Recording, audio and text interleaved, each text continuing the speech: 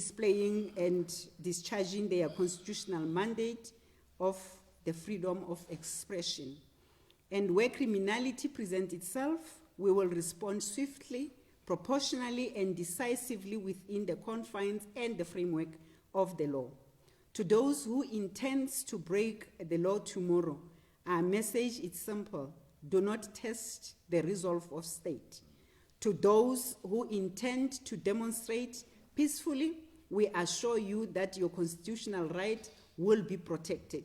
To every South African, be confident that your safety remains on our highest order and highest priority. The security cluster is united. Our members are deployed. Our operations are fully underway. We are ready in terms of safety and security.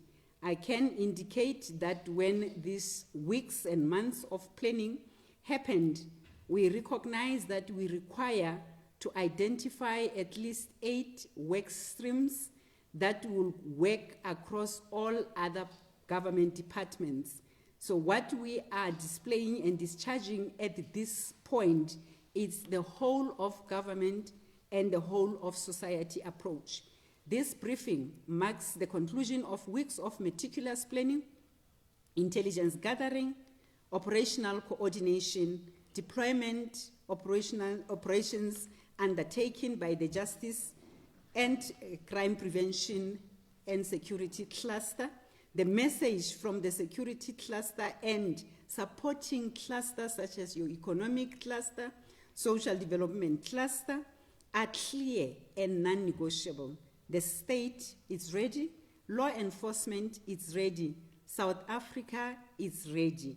Contingency plans have been tested and simulated throughout the months of planning. There will be no security vacuum. There is a clear distinction between exercising democratic right and committing a criminal offense. Coordinators of the marchers and demonstrators have assured South Africans that their plan is for a peaceful demonstrations. Anyone who crosses that line must expect a full and immediate consequence of law. No individual or group will be allowed to undermine the authority of the state. No one will be allowed to intimidate communities. No one will be allowed to shut down the economy. No one will be allowed to prevent law-abiding citizens from going to work, attending school, accessing healthcare facility, or conducting daily business. No one will be permitted to damage infrastructure, loot business, attack law enforcement officers, or incite violence. No dangerous weapon, such as firearm, knives, and traditional weapons will be allowed in terms of what is contained in Section 17 of the Constitution is that when we demonstrate, when we assemble, when we petition, when we express our freedom of expression, we do so peacefully and unarmed. Dangerous Weapons Act defines what are the objects that may inflict bodily harm. Therefore, it is a no-go zone or no-go area in terms of carrying of dangerous weapon. The state will act decisively against any person who seeks to exploit tomorrow's demonstration to commit acts of lawlessness. This is a non-negotiable terrain. This is the enforcement of the law and protection of both demonstrators as well as people who want to continue with their business. The business sector, economic sector should continue to thrive. In terms of the arrests, over the weekend, a group of March and March protesters entered, or so-called March and March protesters entered a home in Rosettenville, Johannesburg, where a Congolese family and resident harassed. We can confirm that 4 people have been arrested and they are in custody on charges of public violence and house robbery. On anti-foreigner sentiment cases, we have, from the 1st of March to date, registered at least 103 cases with 195 persons arrested. Breakdown of this in terms of provinces includes 39 cases that were reported in KZN, and 11 persons have been arrested. In Eastern Cape, 12 cases have been reported and 9 persons have been arrested. In Free State, 29 cases were reported and 153 persons arrested. Western Cape, 15 cases reported and 14 persons were arrested. In Gauteng, 4 cases were registered with 5 suspects arrested. In Mpumalanga, 3 cases were registered and 3 persons arrested. The leader of the march linked to Abahambe protest, Simpiwe James Bonile, remains in custody following his arrest in May in the Western Cape province. His case, it's since been remanded to the 2nd of July 2026. This is just an illustration that we are dealing decisively with those who step out of line. Equally, those who are in the country illegally are being arrested. Just in the past 7 days, more than 2,800 have been arrested, and since January 2026 to date, more than 50,000 have been arrested. The total fatalities on anti-foreigner sentiments to date are standing at 4, 2 in KZN and 2 in the Western Cape. And in the case of KZN, 1 person has been arrested. In the 2 cases of two persons have been arrested in 1 case, and in the Western Cape, 2 persons have been arrested in the Mossel Bay matter. With regard to the repatriation process, we wish to assure the public that comprehensive security measures are in place. To date, more than 25,000 foreign nationals have been repatriated. This is an ongoing process. All buses transporting repatriated foreign nationals are traveling under a strict law enforcement escorts from departure to a designated port of entry. Along the routes, a number of verification checkpoints have been established where law enforcement officials confirm passenger numbers, verify identities and nationalities, and ensures that all processes comply with the law. To ensure the safety, orderly, and efficient movement of those convoys, and to prevent unnecessary congestion at our ports of entry, the escorted buses will not make unscheduled stops. They will proceed directly to the designated border posts under continuous security escort. These measures are intended to safeguard the integrity of the process and maintain public order and ensure that all repatriations are conducted in a secure, lawful, and dignified manner. The security cluster has adopted an intelligence-driven, risk-based, and highly coordinated operational approach. Thousands of law enforcement officers from South African Police Service, the Metro Police Departments, provincial and national traffic services, cross-border traffic enforcement, and law enforcement agencies have been deployed across the length and breadth of our country. Specialized operational capabilities, including public order policing, tactical response team, national intervention units, special task force, air wing, K9s of different formations, mounted units, detectives, and intelligence personnel are strategically positioned and remain on standby. Critical infrastructure, national key points, transport routes, ports of entries, healthcare facilities, shopping centers, and other strategic installations are receiving enhanced protection. Visible policing have been significantly intensified. Operational commanders have been empowered to respond immediately to any developing threat. The security cluster and supporting clusters have also strengthened cooperation with municipalities, disaster management centers, emergency medical services, the private security industry, and other stakeholders to ensure a coordinated response should circumstances so require. We are aware of various narratives circulating on digital platforms. The criminal conduct is identified. Investigations are already underway. Incitement to commit violence is a criminal offense, and this is expressly outlined on the Constitution. Tomorrow's operation will be intelligence-led. They will be measured, they will be professional, but they will also be firm and decisive.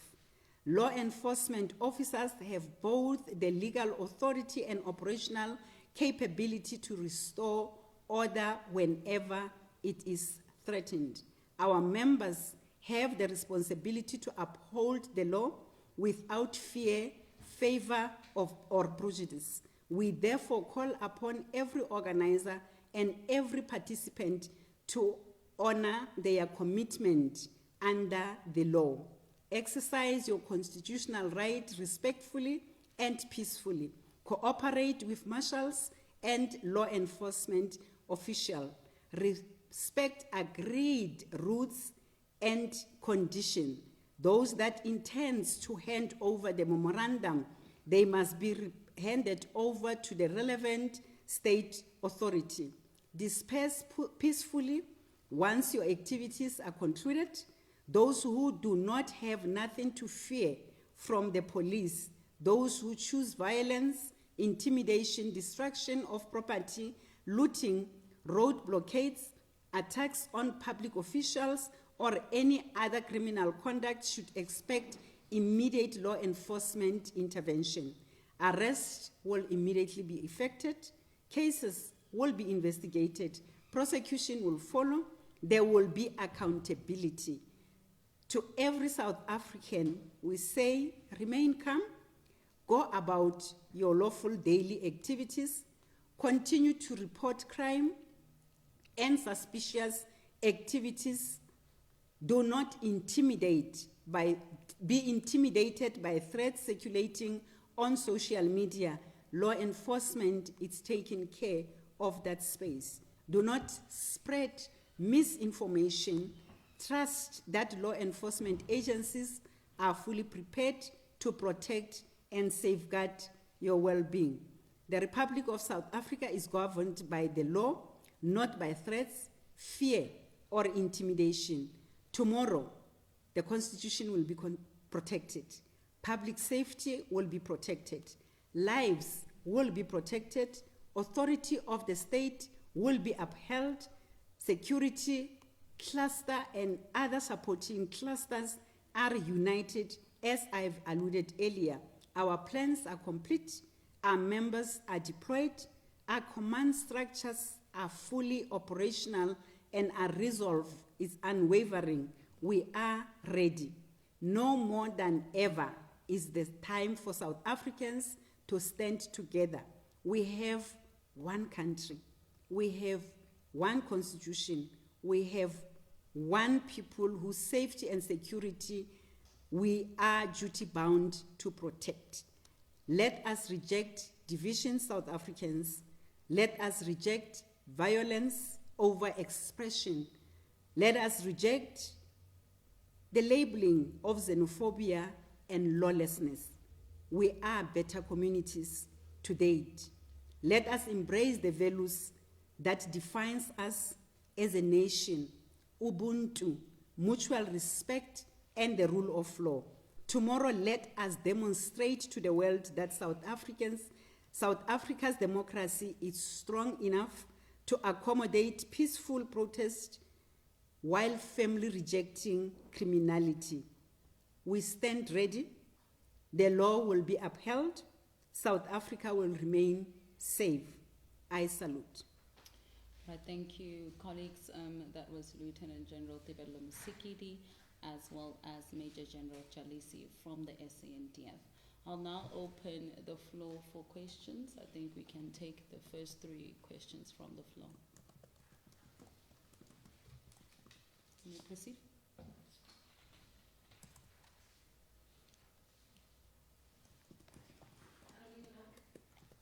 can speak up.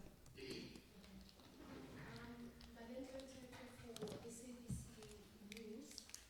The majority of the protests that we've seen from March and March have been fairly peaceful, despite the fact that they have been carrying traditional weapons. Why is it that that joint has taken, the police have taken the decision not to allow those who are going to be participating in the march tomorrow not to carry their traditional armor? Secondly, how many people have been arrested from March and March? And please correct me if I heard wrong. Have there been, I think I might have heard 103 cases of anti-foreigner sentiments. Please just clarify as to how many cases and what charges those individuals, 103 individuals, have been are facing. And do we have a law against anti-foreigner sentiments in South Africa? That's it. I missed the last one, Valencia. Are there laws against anti-foreigner sentiments in South Africa? But more than anything, why add so many resources when they've also demonstrated that these demonstrations can be led in a peaceful manner? Otherwise, so much preparation, secretary. I mean, 4 people have already died. Already died in July 2021.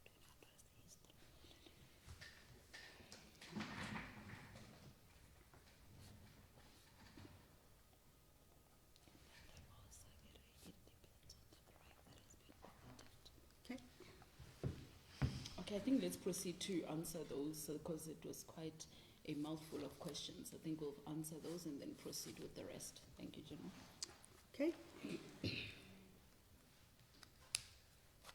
I think on the first question of why Natruans have not responded on the carrying of the weapons, the reason why we continuously in our briefing reiterate and stress on the constitution and the laws of the country and why they must be preserved and respected is precisely to remind South Africans on what is expected of them in terms of Dangerous Weapons Act, in terms of Section 17, that I will reiterate, Section 17 of the same constitution that all of us as South Africans subscribe to, and because we are a sovereign state, that is expected for those that visit our country, who reside in our country, to respect those laws. So in terms of the Constitution, Section 17, it expressly indicates that when you demonstrate, it should be distinct from any other event that is intended for expressing our cultural rights and so on and so forth. Hence, we want to reiterate and continue to educate our country that that is a constitutional expectation and mandate, that when you so express, where you so demonstrate, make sure that it is done correctly in terms of a date. Dangerous Weapons Act defines what are these acts. I think we had the same briefing and engagement with the media where we did alluded on the fact. Why are they not arrested? We do arrest where it's necessary. We use the laws that are applicable in terms of Public Violence Act, where we have those that continue to brandish and carry violently the weapons. They are being addressed in terms of the numbers that I have been providing earlier. Some of those, if one can look at some of the cases that persons have been charged with, includes public violence, it includes damage to property, includes assault, it includes murder, as I have indicated on the 4 cases that some of these cases do have persons that have been arrested. We also have arrested an individual that was impersonating. We have been reiterating and taking from the strategic objectives that the President has outlined on the 7th of June that we are not going to allow an ordinary South African to be approaching any person and asking for that is within the law enforcement. Only the Defence Force, only the South African Police Service, and the Home Affairs officials can are mandated to ask for documents. How many people have been arrested from March and March? The intention of this briefing is not to label individuals, because we will have to go deeper in looking at the affiliation of an individual. The indication of the cases at Rosettenville, it's because of how the individuals presented themselves, how were they wearing during their exercise, and taking from the leaders of March and March that they were pleading for their followers not to be out of line. Hence, we have responded, and we have responded swiftly, and I believe that the organizers and the leadership of March and March will be proud of law enforcement that we will root out the elements that are not representing them. On the 103 cases, I think I've already alluded on the offenses that these people are facing. Are there laws against anti-foreigner sentiments in RSA? There are no laws specifically to say if you do this to the foreigner, it is an offense. Our laws are a blanket laws that look at the rights of every person. You'll recall that we observe the right of every person within the borders of our country. Any offense that is committed to any person, it's illegal. But in terms of the people that are illegal in the country, we also discharge what is contained in the laws, including the immigration laws. Hence, from time to time, there are persons that will be arrested. On the 50,000 numbers that I have alluded to earlier is those that have been charged precisely on immigration laws. Why so much preparation for the march that is coming tomorrow? It is our responsibility and a constitutional mandate and obligation where we know that there will be marches, and perhaps we are now talking about the march that is coming tomorrow. But from time to time, throughout the year, there are sporadic marches and protests that we do police, and we do have such statistics. We even have the breakdown of those that were peaceful and those that required us to exercise and implement some of the rights that are contained in terms of making sure that those that are on the wrong side of the law are facing the full might of the law. However, we also look at the post and previous experiences when a march of this magnitude is planned. Hence, you have heard the appeal to South Africans that let us exercise our rights as contained in Section 16 of the Constitution. However, let us do so responsibly. Let us do so observing other people who do not want to participate, that they should be left with peace. We cannot be forcing people. We can encourage, but you can't force anyone to participate in a march if he or she does not want to do so. So it is from that premise that we will put all measures in place to make sure that we save our country. Said earlier, this is the only country that we have as South Africans, and we have duty, we have the obligation as law enforcement, where we know to protect both marchers and to protect the property, to protect individuals who do not want to partake in the march, to protect those that want to be the observers. It is our duty and our responsibility to do so. Hence, we have put measures in place to make sure that, because we know, we were told that there will be this much, history tells if these things happen, they cannot go unobserved, they cannot go without a law enforcement, they cannot go without the support. Where we get to be notified, we sit around the table, we work out the plan, we guide, we give limitations where we require, limitations in terms of guiding the marchers of the dangers of certain areas or why certain areas cannot be used, and if used, whether we have enough resources. And I must reiterate, Regulations of Gatherings Act, it's very clear on the expectation of those that plan the marches, those that become the organizers, what is expected of them and what is expected of law enforcement. All right, colleagues, in the interest of time, we're going to take the last round of questions because we do have an early morning tomorrow. We need to rest. Okay, last round. Yeah. Welcome, Maimedia from Newsroom Africa. I think I just want to start with that massive amount of money that has been allocated as part of the security budget. Of course, that's 600 million rand for this particular protest. I think the question is just, where's the money coming from? From what I understand is that there hasn't been a legislative mandate or emergency or disaster legislation. So just the question is, where has that money been redirected from? Perhaps maybe other departments, but where is it coming from? Another question I think is, as we speak about, General, you've mentioned that these past 24 hours have been absolutely crucial and shown some stability across the country.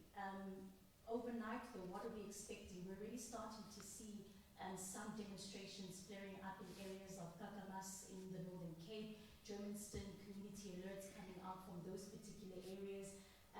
Another issue is regarding the demonstrations. Have we made any preparations in regards to counter demonstrations, some of the groups that will then be protesting against the likes of March and March? Yeah.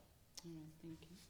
I think there's one question online from Lisa Lee, News 24. Can you please advise whether the SANDF has been requested or authorized to assist law enforcement in any province? If so, in which provinces will SANDF members be deployed and what role would they be expected to perform? I think that's the last question and then we close it there. What is that? With the last question? General Jalisi, Major General Joseph Jalisi, as from the SANDF, he is a co-chair of the Nat Joints. Over to you, General. Yeah, good evening to your viewers. SANDF, as the chair indicated, is in support of the police in enforcing law and order in the country. And we are already in 9 provinces for any eventuality. As she has indicated, there's no form or shape of anarchy that seeks to challenge the authority of the state that will be allowed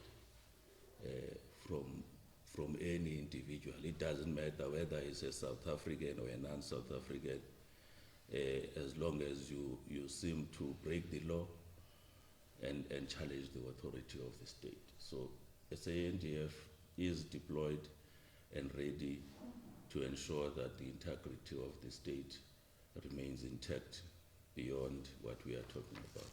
Thank you. Okay. Thank you, General. I'll now hand over to General Musikiri. Thank you very much. On the question of the massive amount and where the money is coming from, the Acting National Commissioner, on Friday when we were launching the ground forces, did elaborated on the planning and the requirement of the police, because the amount that was communicated it's the ground forces or the front line deployment of the police, that is estimated at 600 million in terms of the plans that were put in place, what will be expected. And it is not an amount, and I want to reiterate, not an amount of money that is planned for one day. You'll recall that when we are to move operatives from one area to the other, you need to work out what will be the spending in terms of fuel and others. So this amount is inclusive of any operational budget that will be required at this time for the deployment of members, for the equipment that will be used, for the overtime that will be required for those that will be expected to work overtime. There are individuals that will work 24 hours or those that will work 12 hours, which is the operational expected monies that must be paid. So this amount is inclusive of any other cost that will be required for SAPS to discharge its constitutional mandate. The expectation of any other year is to put aside a certain amount of money for an unforeseen. So part of this will come from the unforeseen, and the Acting National Commissioner indicated that where there are shortages, there are those that will be knocked at to ensure that when the dust settles and we have claims that are submitted, individuals and members will be paid what is due to them in terms of the work that it will be expected for whatever period that this operation will be undertaken. Yes, I have indicated that it has been relatively quiet. And to say relatively quiet doesn't mean there are no marches. Even today, there were demonstrations. We do monitor them. They were policed. The past month, since we have started to monitor the marches, we have been monitoring and managing the marches. So they are quiet because they were manageable, and we have seen a lot of them. I think earlier on there was a question that there have been peaceful marches, and we want to thank South Africans who have done those peaceful marches. We have responded on the numbers that I have read out of those that went out of what was expected of them when they were doing marches.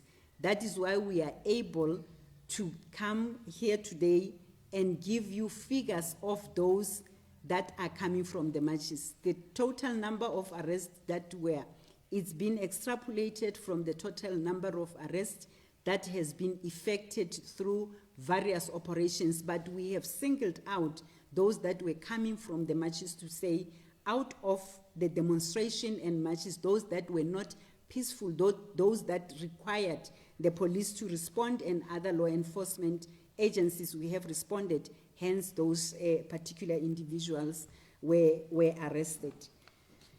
Every person in this country is expected, or is expecting, in terms of Section 12 of the Constitution, to receive a fairly free and non-violent a country with no threats on their personal security.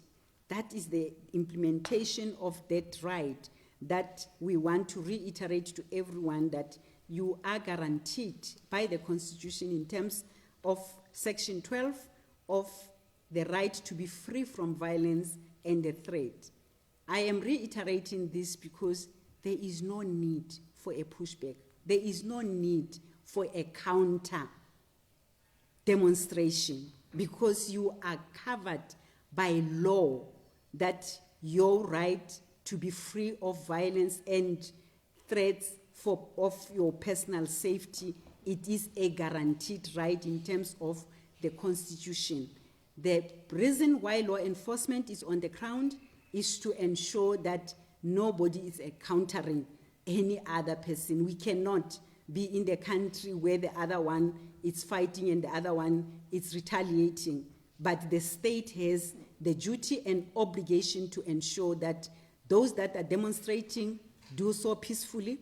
Those who do not want to demonstrate also live their life free of violence or any threat to their personal being. All right, thank you, General. Colleagues, I think we've reached the end of our media briefing. See you tomorrow morning as early as I know, 5 o'clock for most of us. Thank you so much for coming through to our media briefing. And thank you to the generals. As you've heard it, it's a normal working day tomorrow. There's nothing to fear. The state is in control. Law enforcement is ready. Thank you so much. Thank you, General. It was a very long